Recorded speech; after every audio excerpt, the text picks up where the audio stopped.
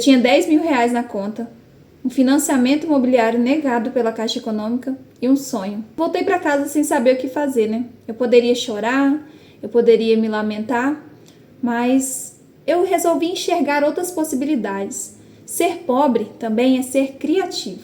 Hoje eu vou contar para vocês um pouquinho mais sobre como eu consegui a minha casa própria, o meu patrimônio que hoje eu tenho com a venda da minha casa de 300 mil reais. Mas vocês vão saber quanto foi exatamente que eu gastei. É possível construir uma casa com 20 mil reais? Quanto custou a construção da minha casa? Se você chegou nesse vídeo, eu vou te dar um pouquinho de esperança e vou sim falar para você um exemplo bem claro do que aconteceu comigo e que acontece com muita gente. Nem sempre você tem acesso ao financiamento. Nem sempre ter apenas uma entrada resolve a vida de ninguém. Muita gente tem o financiamento negado por alguns motivos, ou por não conseguir a parcela ideal do jeito que queria, ou por não conseguir ser aprovado no financiamento, ou até mesmo por escolher essa opção que eu acredito, na minha opinião, que é uma das opções mais vantajosas, que mais valorizam e que coloca realmente dinheiro no seu bolso, e foi isso que aconteceu comigo. Vocês vão entender quanto de lucro total que eu tive na venda da minha casa, que foi vendida sem acabamento nenhum, eu não finalizei a obra.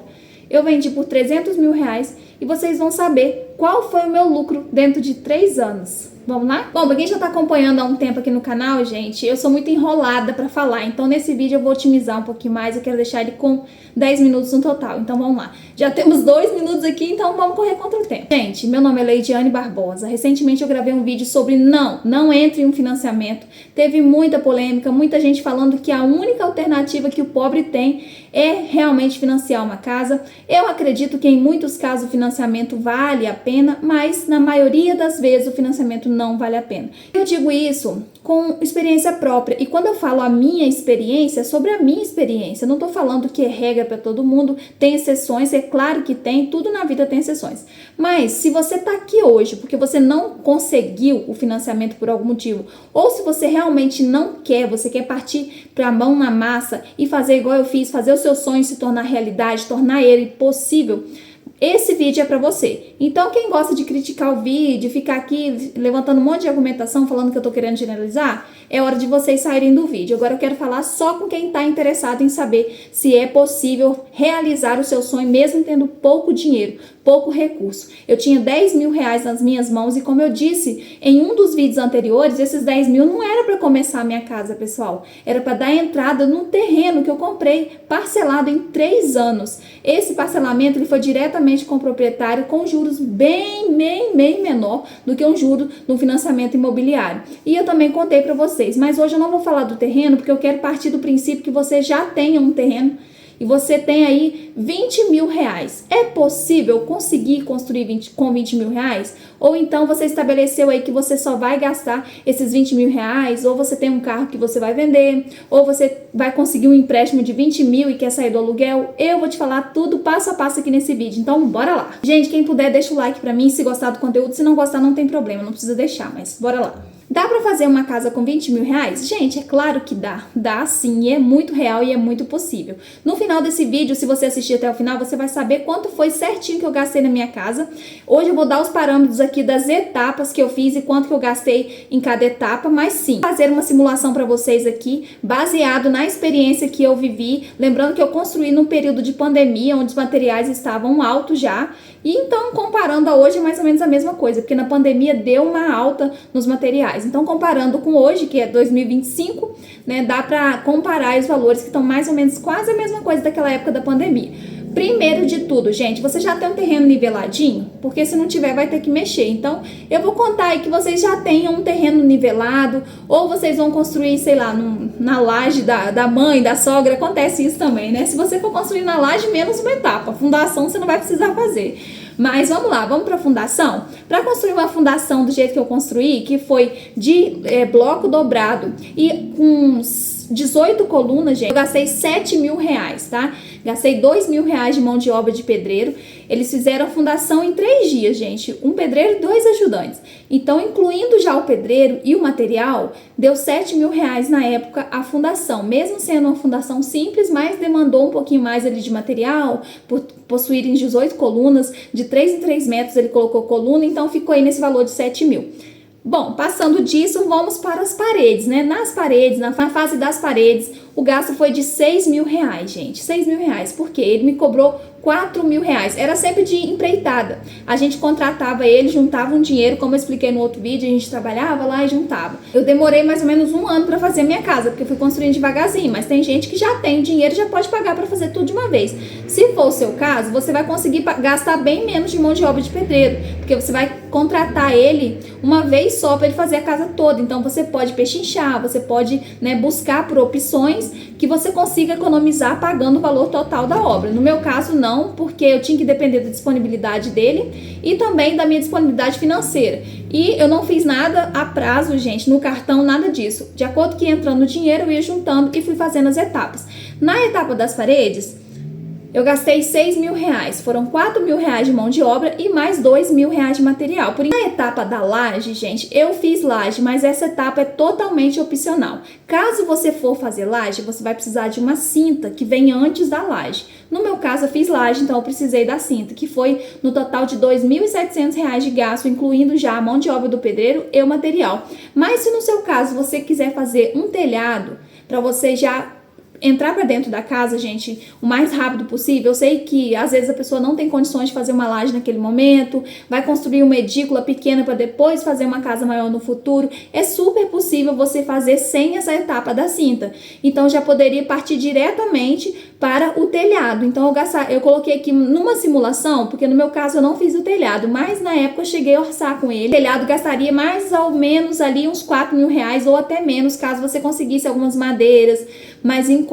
Mas eu aconselho assim, vai fazer telhado, gente, faz de madeira boa, porque telhado é telhado, né? Ele tem que ser resistente. Então ali na faixa de uns 4.000 dá pra fazer, gente, o telhado. Lembrando que eu tô falando aqui pra vocês de uma edícula de 60 metros quadrados, tá? Então todos esses orçamentos que eu tô passando aqui pra vocês é de uma casa ou uma edícula de 60 metros quadrados. Esgoto, parte elétrica, dá pra fazer, gente, assim, não 100%, mas dá pra entrar na casa. Eu gastei R$ 800 de fio, bocal, deu pra mim entrar na casa, mas ficaram várias caixinhas sem, porque a gente ia fazendo aos poucos, né? A gente não tinha dinheiro 100% para fazer tudo.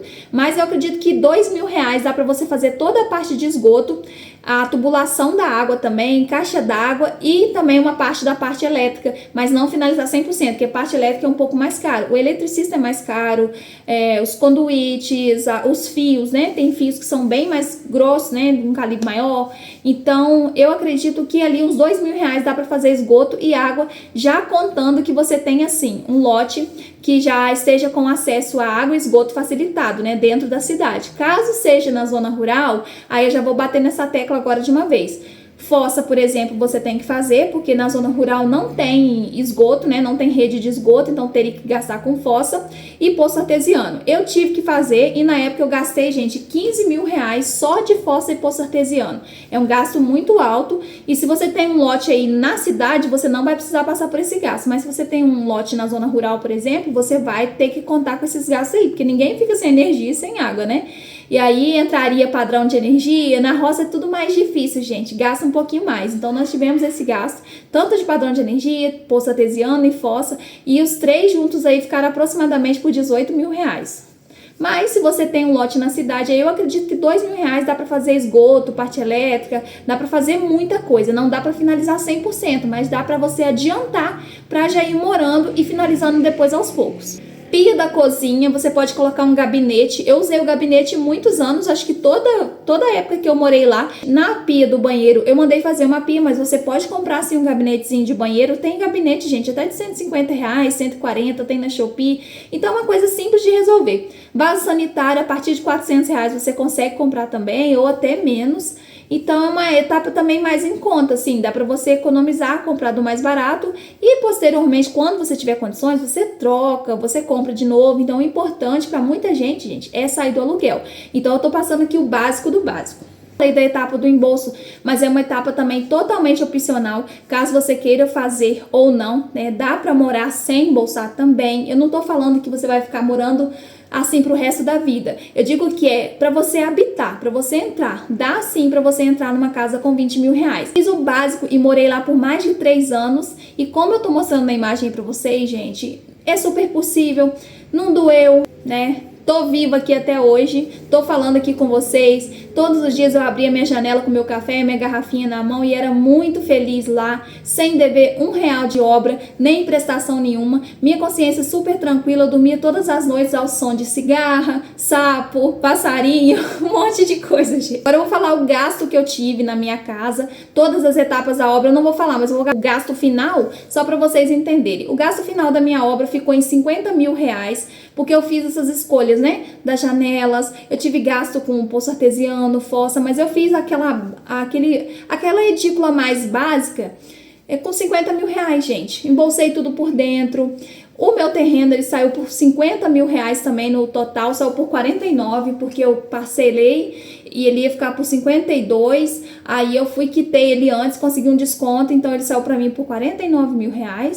Eu gastei com terreno, poço, fossa, terraplanagem, escada, paisagismo. Vocês viram aí que ficou bem bonito. Então, por mais que era uma chácara super simples, uma edícula super simples, sem acabamento, mas era um lugar muito bonito, porque a gente cuidou muito, a gente plantou árvores, a gente fez várias coisas legais lá para que ficasse muito bonito e aconchegante. E a nossa família foi muito feliz lá por muito tempo. E o meu gasto total, nesses 3 anos, de pouquinho em pouquinho, de 100 em 100 reais, de 200 em 200 reais, nós investimos um total R$ 149 mil e vendemos a chácara 3 anos depois por R$ 300 mil. Foi onde eu falei pra vocês que eu tirei o dinheiro pra aplicar porque eu me mudei de cidade. Mas por que você fez isso? Você desistiu dos seus sonhos?